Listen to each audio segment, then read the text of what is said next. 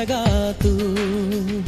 সম্প্রতি the best of বলিউডে cameo দিয়ে ইন্টারনেট সেনসেশন তৈরি করলেও নিজ বাড়িতেই তৈরি হয়েছে জটিলতা। বাবার এই কামব্যাকে মোটেও খুশি নন ছেলে আয়ান হাশমি।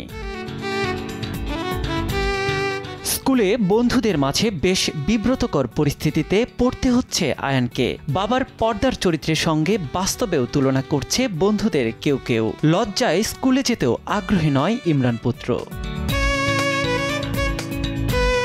সম্প্রতি এক সাক্ষাৎকারে খানিকটা মজার ছলেই ছেলের অভিজ্ঞতার কথা জানিয়েছেন ইমরান হাশমি।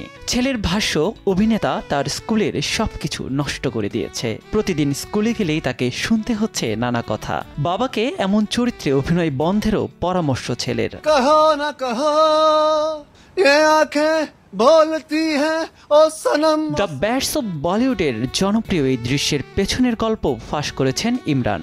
জানিয়েছেন দৃশ্যটি একটি বাস্তব ঘটনা থেকেই অনুপ্রাণিত।